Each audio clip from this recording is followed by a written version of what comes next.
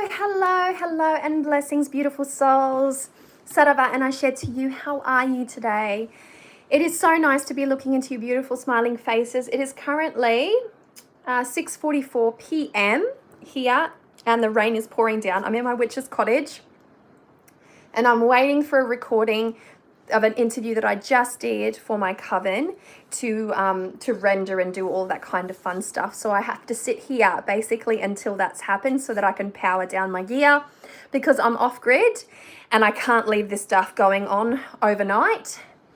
But as I'm sitting here, and after I've just finished this beautiful conversation, this beautiful interview with a magical aromatherapist, we're studying earth magic in the coven at the moment, and so I wanted to get an outsider's perspective, and we talked a lot, 3 hours in fact, so I've got a lot of editing to do. Hello Felicia, how are you?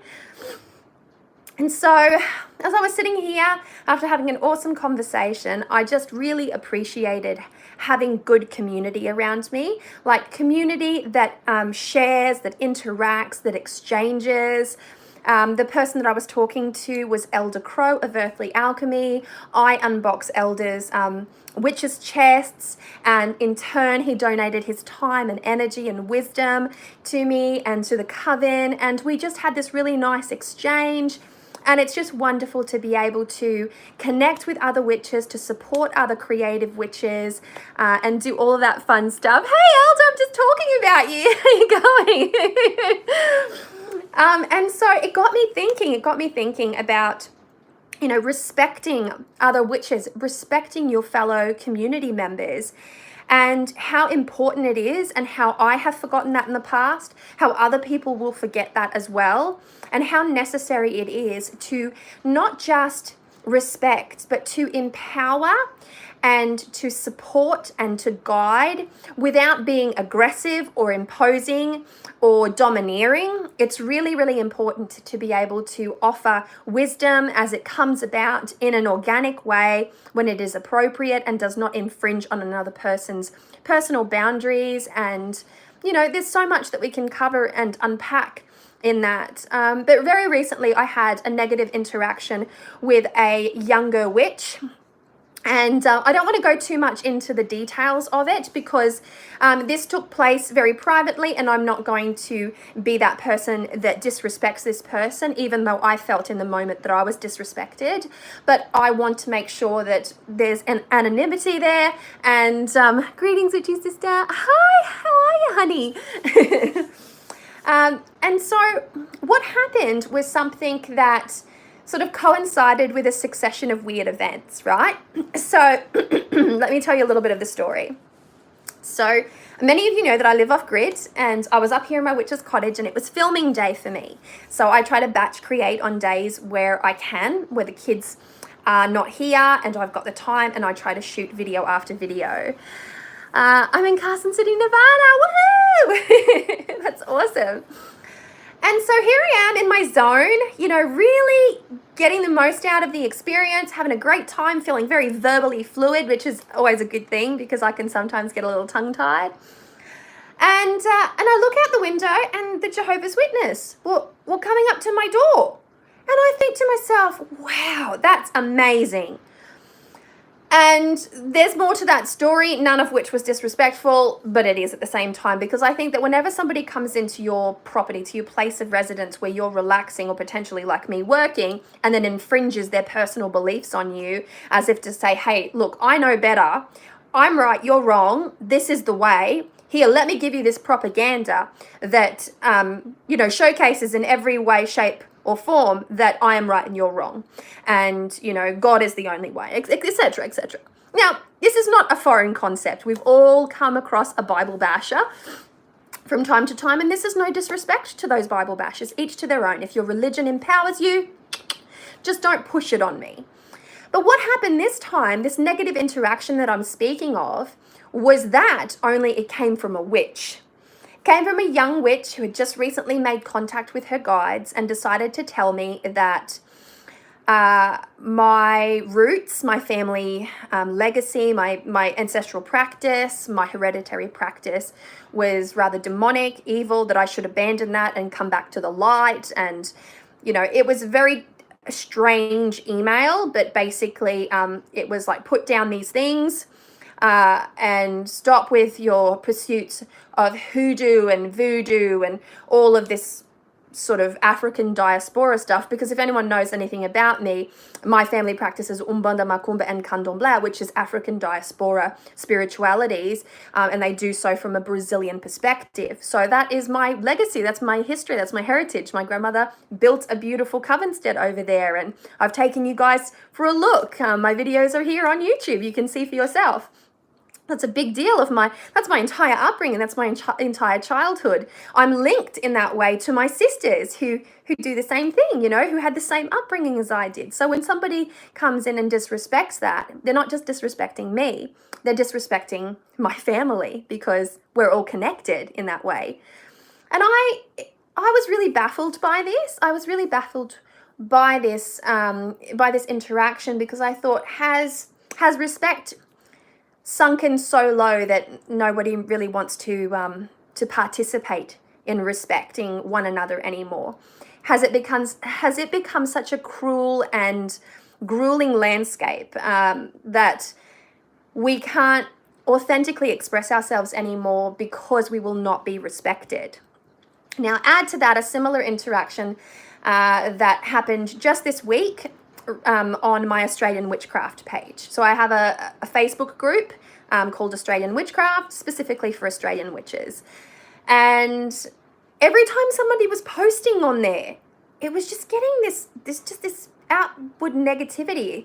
There was always someone offended in the comments, always someone offended. And I just thought, what is going on that there just seems to be such a fundamental lack of respect one to the other?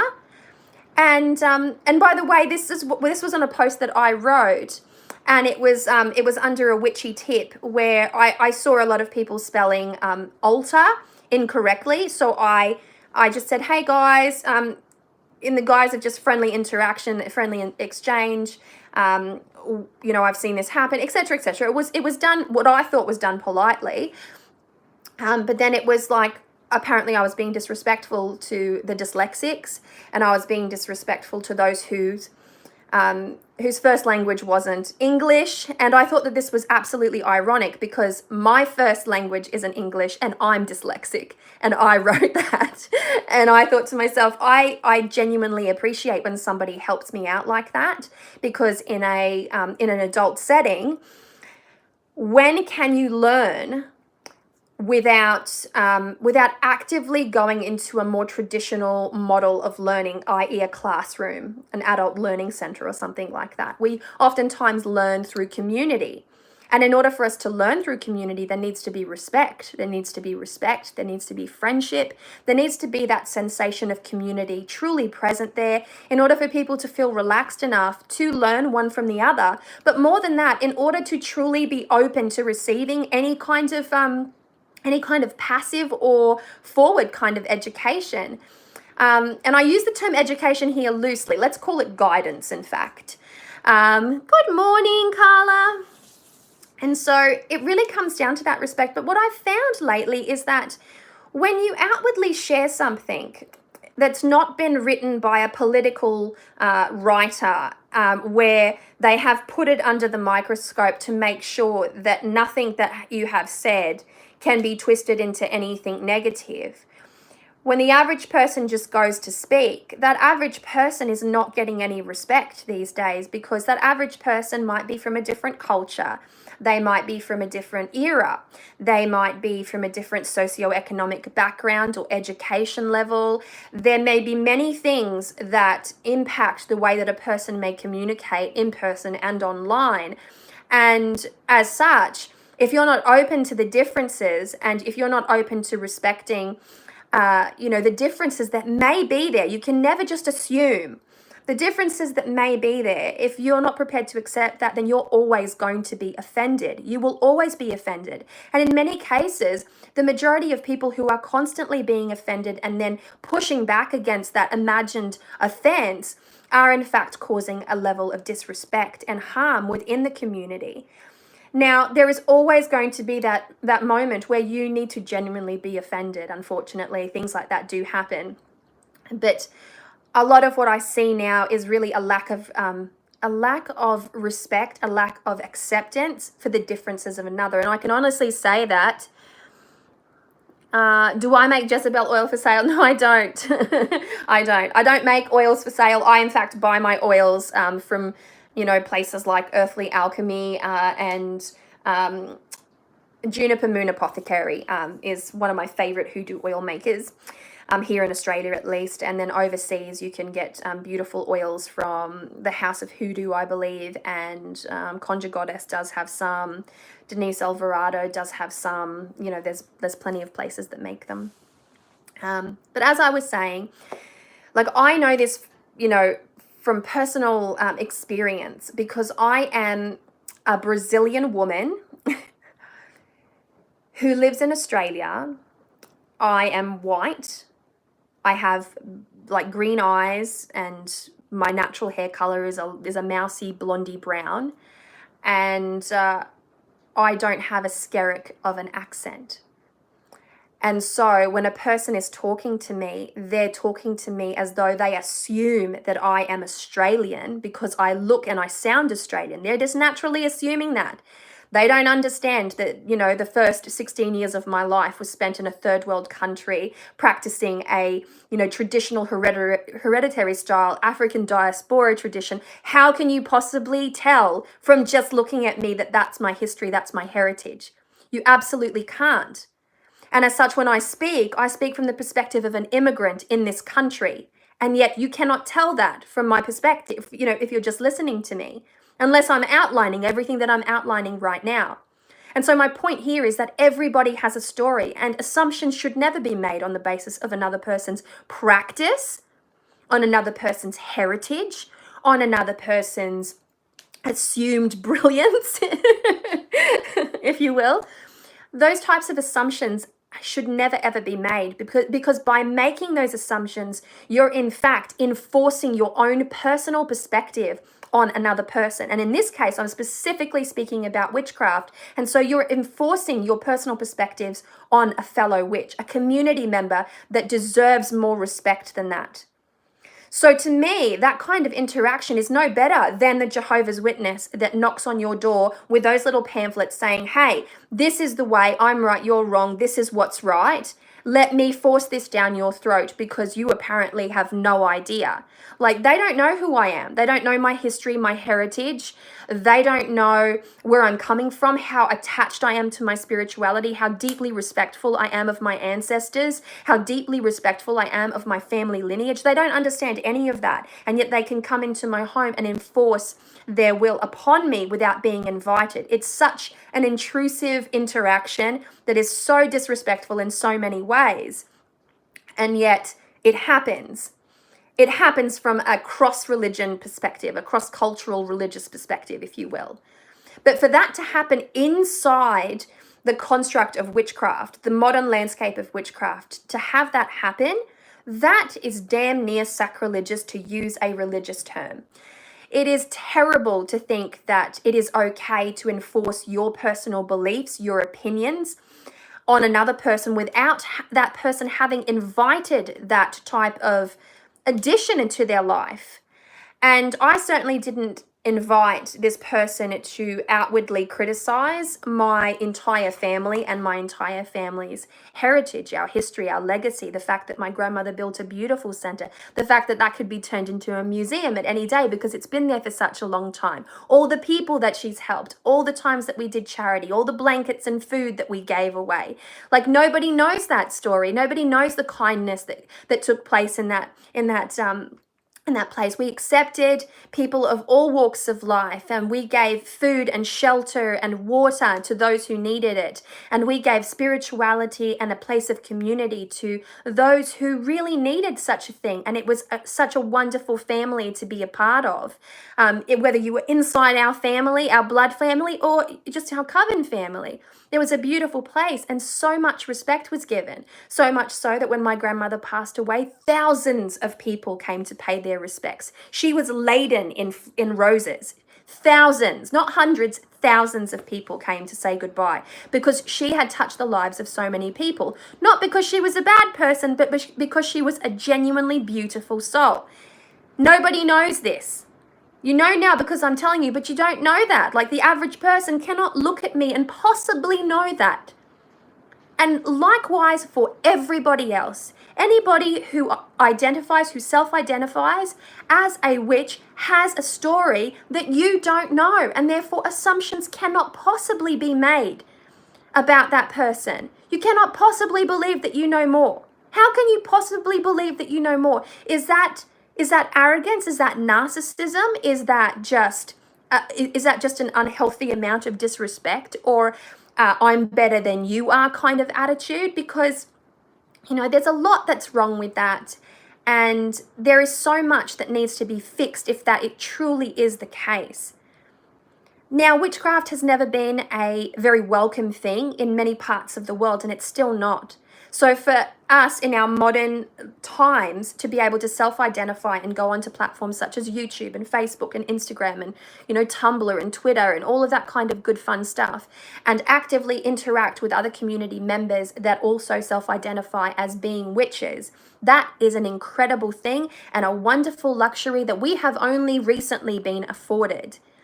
And so with all of the outside tension that is oftentimes thrown at witchcraft, for all the terrible atrocities towards humanity that have occurred under the guise of witchcraft, for all history's mistakes towards witchcraft, all of those things need to be taken into consideration when you are interacting in the community, when you're a witch inside a community of witches interacting and your level of respect is fucking nowhere.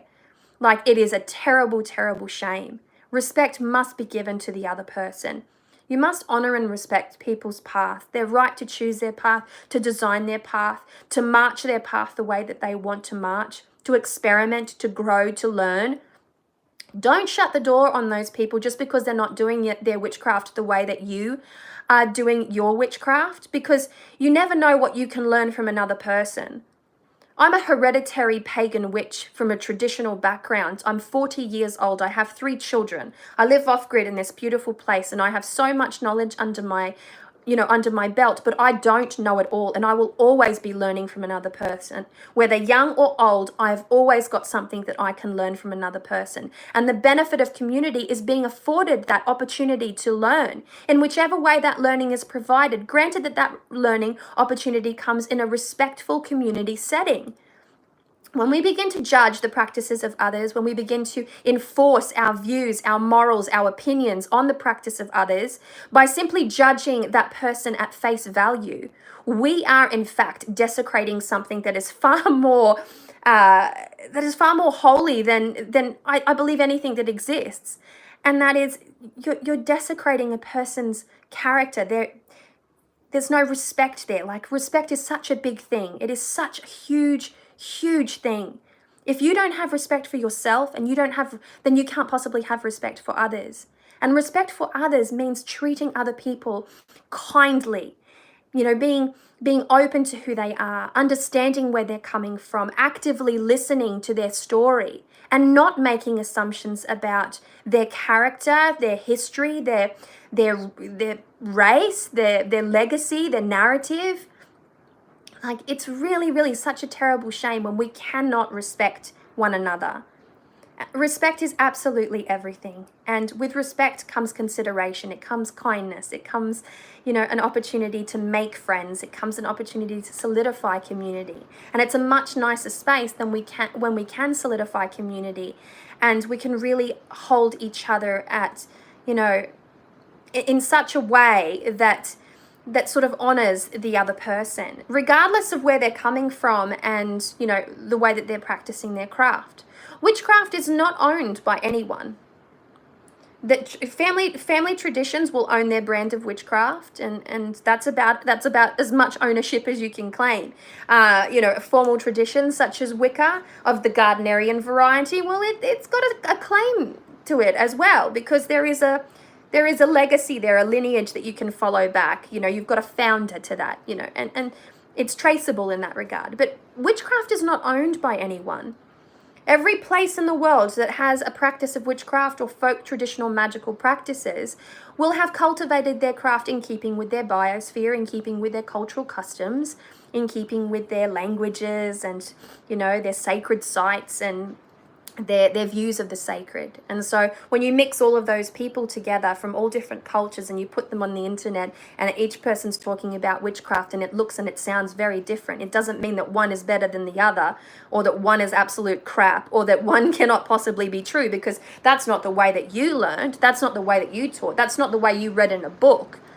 Well, it's absolute rubbish if you think that that's what a witch is. A witch can be something that can be identified and verified and validated in any certain terms, because there is no necessity to validate within witchcraft. Each person is entitled to label themselves the way that they would like to label themselves, and a respect must be given. Unless, of course, that person is being absolutely abhorrent to human beings and is being actively destructive and violent and disgusting towards another person, then that's a totally different situation. But for the most part, young witches, new YouTubers and new personalities on social media and young witches even in person, they're getting harassed. There's no respect there. They're not feeling confident within themselves. They're not feeling confident enough to speak out, to ask questions, to grow and to learn, because there's too much judgment being thrown around these days. There's judgment being thrown from experienced witch to experienced witch. That's not how you do this. That's not the way that you do it. Oh, traditional, you're not traditional witch. Oh, you can't possibly be you're not Brazilian, or you can't possibly be, there's all this negative chatter about what a person isn't, but never anything about what a person is. And so the focus absolutely needs to shift. And and it makes me really sad, because I have children. They're going to be young witches, and yes, I can educate them, but they're going to be educated under my family tradition, and they're going to march out into the world. And if they want to present their witchcraft or their practice in any kind of way in a public setting, then they're going to be open to that same sort of scrutiny. And I would hope that the problem is then fixed, because I don't want my children dealing with some of what the young witches have to deal with in today's society right now in this moment. Where there is just a tremendous lack of respect for young witches, for witches within community. This interaction that I had with this young witch telling me that she had just, made contact with her guides, and her guides told her that the new guide that's in my life was in fact a demon trickster, and all of this kind of just weird nonsense is what it was. It was so disrespectful, because in that exchange, despite the fact that she might have thought that she was doing the right thing by honoring her guides, what she actually did was she pushed her intuitive hits onto me without being invited, and she basically made the assumption that her new guides, in fact, knew more than a spirit worker who had been taught her craft from a tradition and who had been doing spirit work for years and years and years. Now, this is not to say that I know everything. It's just to say that my spirits are strong with me. I don't have any questions when it comes to spirit work. And if I do, I'll direct them at people that are far more experienced than I. But I don't have any worries. I don't have any concerns. Add to that the fact that I live a good life.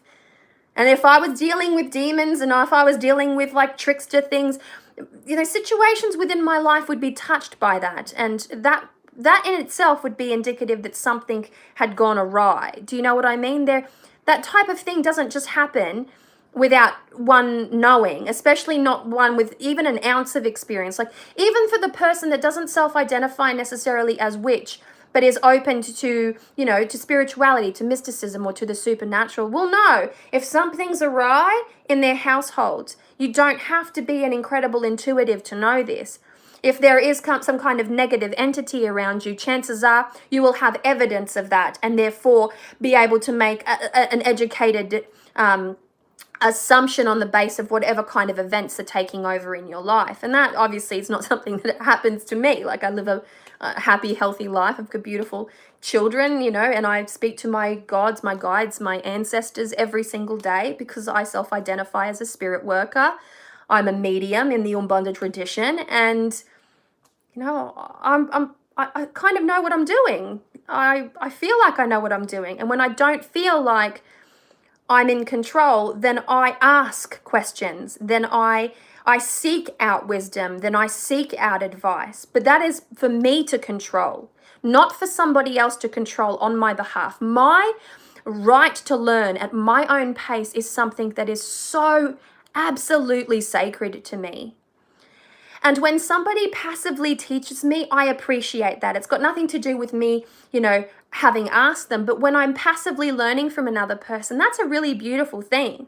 So rewind the clock some 20 years, a young dyslexic girl who's only been in Australia for a short time, who found reading and writing really challenging because I was dyslexic and I was learning a completely different language. If somebody had have explained to me back in the day the difference between altar and altar, I would have been so unbelievably grateful. I would have hugged that person and kissed that person for taking the time out of their day to just help me a little tiny bit, and nobody did that for me. There wasn't the internet back in that time of my life. And so I had to learn through books. I had to teach myself. And so I am always going to try and offer some kind of passive help to people that are in my space. Now, I'm not saying that the whole internet's my space, but when I create a group like Australian Witchcraft or my, very private coven page and, all the other little spaces that I have gone to the trouble of creating, when I create those and I feel like I'm comfortable enough to passively teach there, then I don't expect for someone to come back and say that, I'm poison. It's that's in one word, that's how the email that I received read. And this is not just this little conversation, this little emotive conversation was not just spawned from that email. It was spawned from a whole lot of interactions that I've seen. And I recently asked a question on my Instagram as well, pertaining to what I asked people what they believed that one of the biggest shadows in witchcraft was. And what I meant by that was, what kind of shadow-like behavior do you identify within your own personal witchcraft community? I had to make it small because you have a letter count when you're typing an Instagram question out.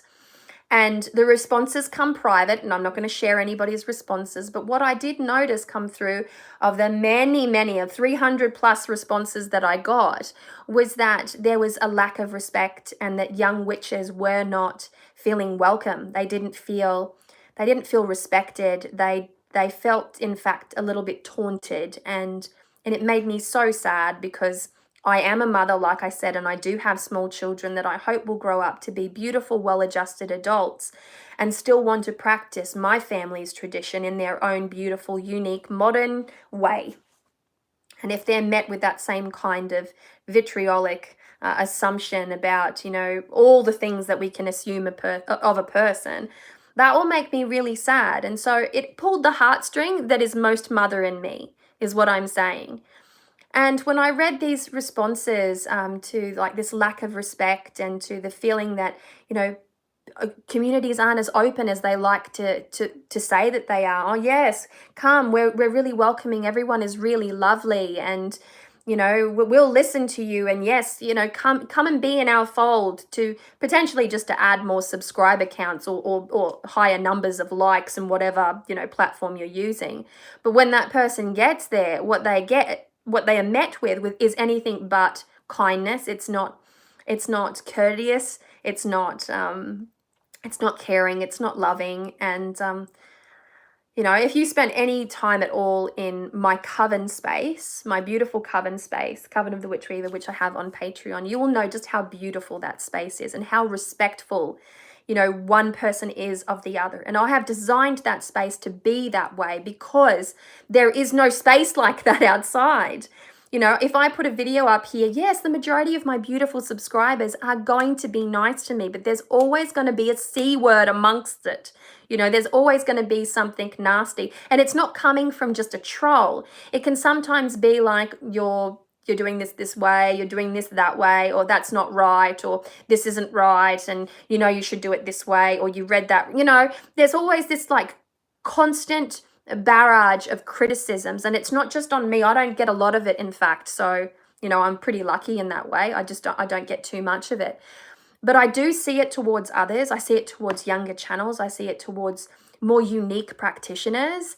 And I would say that it's really bloody hard to be a young witch in this modern landscape, especially with the internet, especially with this concept of the aesthetic and all the things that we believe, that we see at least, that witchcraft is just on face value. There is so much that can influence a person when they're just starting out on the craft, and it can be very confusing to navigate that path. And so for this reason and many others, I started to make videos for the beginner witch, because I really did feel as though what was out there wasn't good enough. Not that I'm criticizing anyone else, but there's gaps in everyone's addition to this, and there'll be gaps in mine as well. The point is that there are a number of community members here on YouTube and on other platforms who have gone to the trouble to make a welcoming video to a beginner. But guess what? There aren't that many. There's not that many. If you look, considering how many witches are on social media, there's probably like under 200, beginner witchcraft videos out there, or welcome videos, or, something to that effect. Now, I'd never done one prior to this year, because I just thought, well, there's so many people that are doing it. But when I really looked, and people started asking me to make, beginner witchcraft videos, because they wanted me to make a beginner witchcraft, I always sort of dismissed it, is the word that I'm looking for. Because I just thought, I'm talking too fast. There's already so much out there, but when I really looked, there wasn't. And that got me thinking about community. Now, community has always been a really big thing for me. I have a tendency of pulling community towards me whenever I go somewhere new. The first people that I met when I moved to Tasmania here were witches. They were the first people, not because I wanted it, but because my little magic mind puts the little beamers out there, and somebody reaches out and goes, hey, I saw you on YouTube. I can't believe that you live here. Would you like to come and meet witches? I'm like, fuck yeah, I want to come and meet witches. So I went down there, and people call me up and go, hey, do you want to come to a retreat? And, it's an open-minded expansion. I'm like, fuck yeah, I want to come to an open-minded retreat. Of course I want to, because I want to be a part of a community, and I want to be welcomed by community, and I want to do welcoming while I'm in a community as well. And I just find that the welcome wagon is virtually non-existent, especially in this modern landscape. There are still so many sweet, sweet people that are going to roll out the welcome wagon, but it's nowhere near as many as it was. Like, I remember being a 20-year-old witch in Mackay, and I'd gone to a mind body spirit festival, and I think it was called the Psychic Expo, in fact. And I'm standing around a table of books that had all been thrown there. Like, imagine, like a pile of mystical books that were put on top of a table. And I thought to myself, this is incredible. As I'm sitting there, everyone that walked up to me just went, oh, that's a really great book. Have you heard about that author? Tell me a little story. And sometimes it was enticing enough for me to want to buy the book. And so I'd buy it, and then I'd move on to the next one. Oh yeah, this is a great one, or that's not a very good one, but you're gonna get some learning from that. And everybody was helping you choose a book. And people were just swapping information. People who didn't know each other were just swapping information. Oh, have you read this book? Yeah, I have. Have you read that book? No, I haven't. Oh, it's over there. It's such a good read, And it was so nice to be in that place. But I was always the youngest person in that setting. And I always felt really, really chuffed when an older person with more experience, I assumed, because I was young and I just assumed that my elders know more. I always assumed that, so they were so kind to give me some guidance.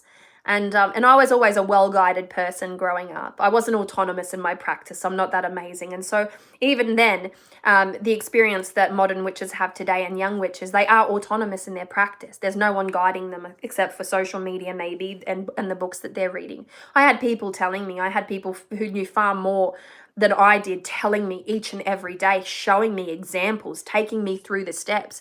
I had that. And then I broke away from that when I moved to Australia, and I didn't have it anymore. So when finally I was in this space and people were giving me that kind guidance, I was so excited. I went home and I burst into tears. I cried and cried because I'd finally touched up against that beautiful community that I'd left behind that was so, so important to me, and that helped me grow and learn and give myself a voice at such a young age. It was so important. It was so important, and community is so important. So I don't care if you're a solitary practitioner.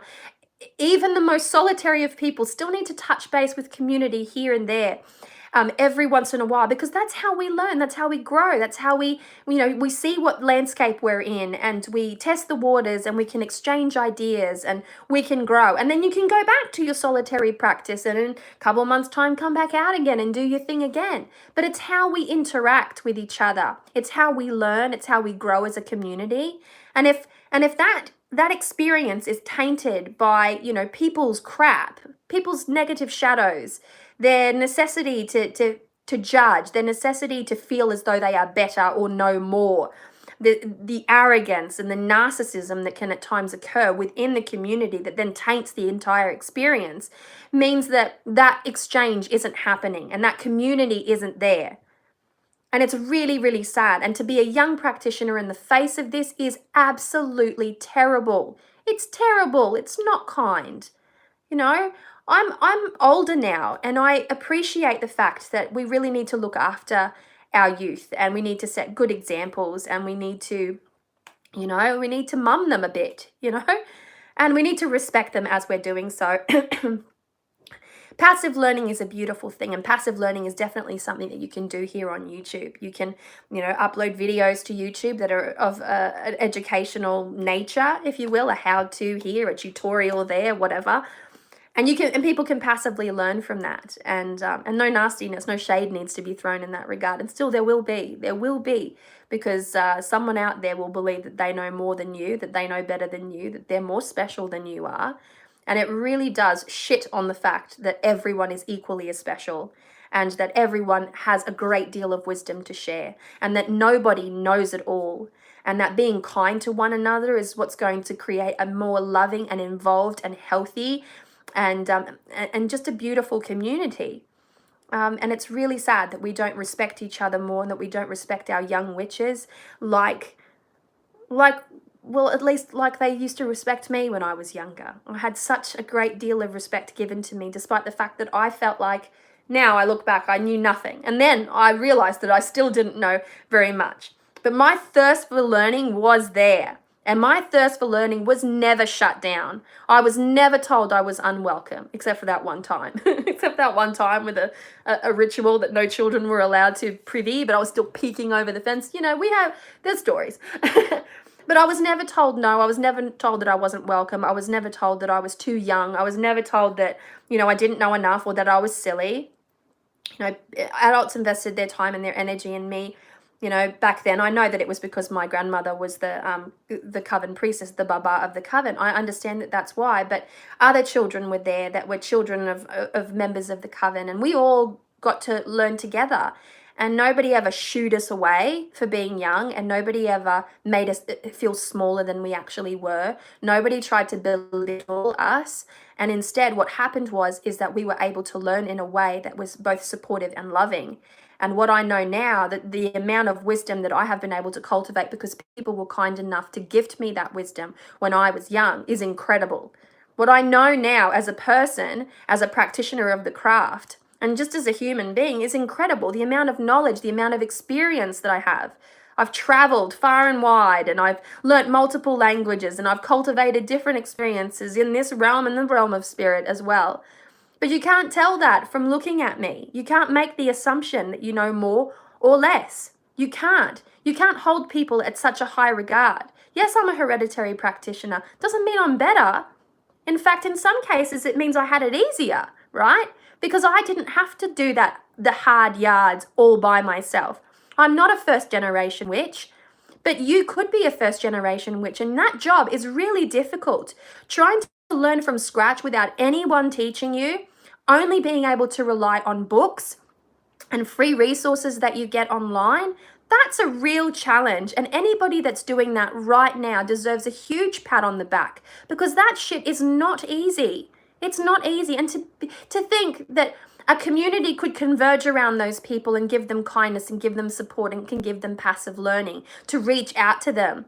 Those small channels, or the young witch, and or the new witch. It doesn't necessarily need to be a young witch, but just someone who's coming to the craft without any experience. That somebody could be of any age. Just because they're 40, it doesn't mean they have the wealth of wisdom in the craft that you might think that they have. Don't project, okay? Don't project onto those people, because learning can happen at any age, and people can come to the craft at any age in their life because the craft is there for them. They've been called to it. And who are you to say that that calling is not genuine, that that calling is not legitimate, that that calling isn't something powerful?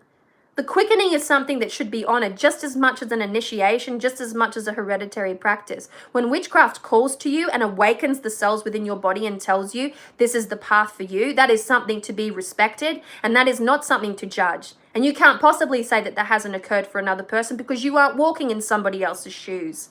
So respect your other witches, respect your community members, and just show a bit of love and kindness.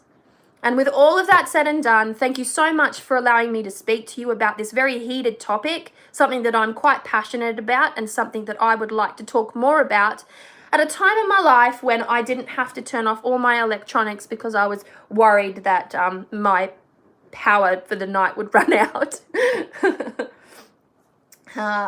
So I'm just going to save that. Yes. Thank you. Save, file, new folder, entitled folder. Okay. Let's just close that. And let's just close that now. So thank you so much. If you have enjoyed or agreed with what I have said in this video, in this very spontaneous live video that I have filmed from my cottage kitchen, pots and pans over there, stuff up there, not a glamorous setting, just a heart to heart from me to you about something that really like rubbed me up the wrong way. Yeah, I'm just in that stage of my life now where I'm prepared to give a lot more than I was when I was younger. I was a bit of a taker when I was younger, and I felt like I needed to take. I felt like I needed nourishment, but now I feel like it's not like I don't need nourishment anymore, because I definitely do, because I could definitely learn more. There's so many things that I want to learn about, and I want to teach myself, and I want to learn from others. But, it's time to give a little bit back as well at the same time. And I want to play the role of that supportive person because I had people do that for me, and it meant the world. It absolutely meant the world. And it made me who I am as a practitioner today. It made me the practitioner that I am today. And I'm very proud of my skill set, and I'm very proud of my lineage, and I'm very proud of my family's terreiro. It took me a long time to work up to a sense of pride for those things, and that is a conversation for another time. But I'm very proud of that now in my life. I'm very extraordinarily blessed and proud, and I see how lucky and how fortunate I was. And I would love to be able to make things that lucky and that fortunate for other people. And that's part of the reason why I created a coven on Patreon. That was part of the reason why, because I wanted to be able to offer a space that was mine, that wouldn't be open to judgment. But would you believe that the negative interaction that I had with a person that sent me that email was actually a witch in that coven? And if anybody, you could ask any single member of that coven what kind of a teaching style I have, and you will always get the same answer. She never forces her beliefs on anyone. That is something that is said to me time and time again. I so appreciate how you never force your beliefs onto anyone, because I never had anyone force their beliefs onto me. I had people show me the way. I had people guiding. I had people reminding me of the magic that was in me already. And that's my job as a guide or a teacher in witchcraft, is to remind people of the inherent magic that is a part of them, whether they realize it or not. We each have witchcraft within us. We each have magic. We each have a skill, a mysticism, an intuition that is a part of who we are. It's the supernatural aspect of the human being. We all have it. Some people don't want to know about it. Some people switch it off. Some people have been forced to switch it off because of life events or occurrences or situations. But there will always be a time when that magic will call you back. And depending on what life stage you're in, at the time of that calling, at the time of that awakening, that quickening, will determine how, you know, will determine, well, not how, it will just determine so much. It really will.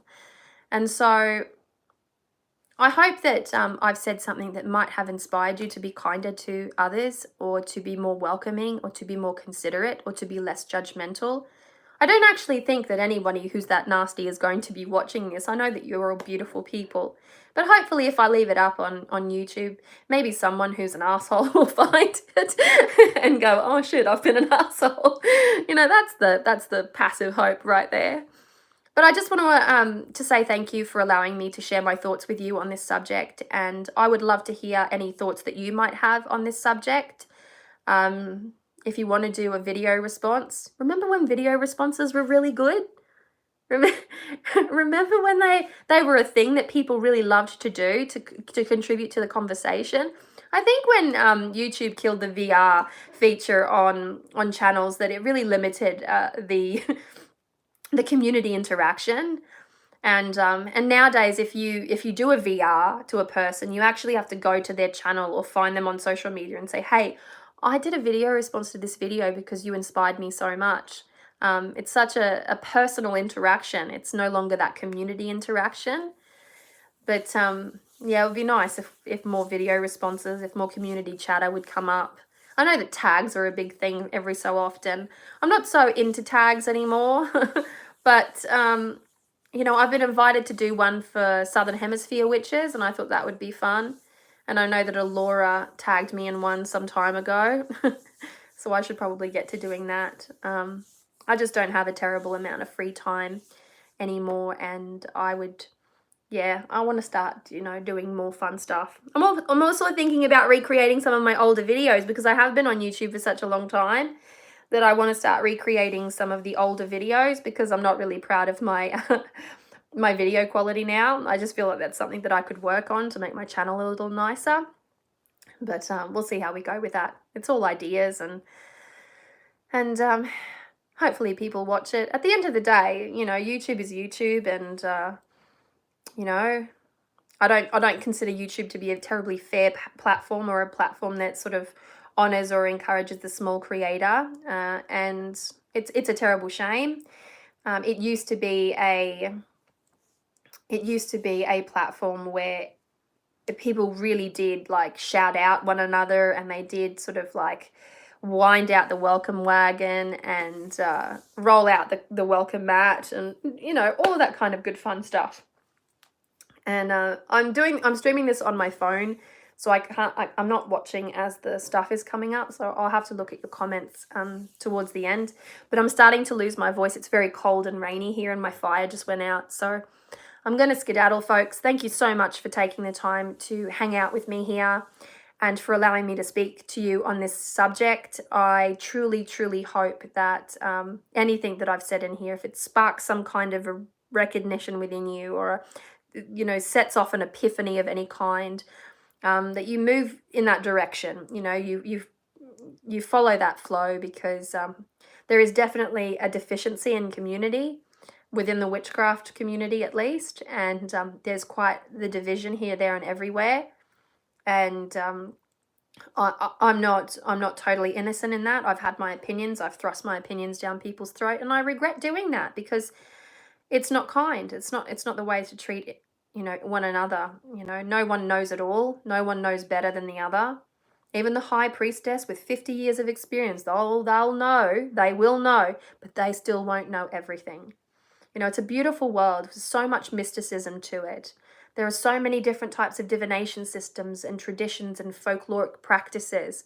No one can possibly know it all. So never assume that the wisdom that a person has, or you believe that they don't have, is the truth, because each person needs to be able to present their own narrative in their own way, and be respected when they're sharing that narrative. And you would be surprised when you stop and listen. You can genuinely be surprised at the stories that some people have. I know when I tell my stories to people that when I start off with, I'm actually Brazilian, that already goes, like, people get a bit like that to me. So imagine the stories that are tucked away in people's lives that you can't possibly tell from the outside looking in. Imagine all the life wisdom, all the inherent wisdom. Imagine the communications that they may already have with the divine and the skill set that they possess so completely. Nobody ever knows just nothing. Even the youngest of witches coming into the practice of witchcraft will have wisdom to share. Listen to people when they're talking, accept them for who they are. If you don't jive with their personalities, that's one thing, but don't just listen so that you have an opportunity to respond. Actively listen as much as you possibly can, and you might find out that there is much more wisdom, there's much more color, there's much more beauty, there's much more splendor, there's much more magic in the community than you ever thought possible. When you stop to listen to what a person has to say, when you take the time out of your day to listen to their story, to allow them to speak, to ask them questions, that person feels listened to, they feel welcome, they feel respected and honored just by those simple things that nobody wants to do anymore. So with all of that said and done, I'm wishing you so much love, luck, peace, and joy. Take care of yourselves. Bye.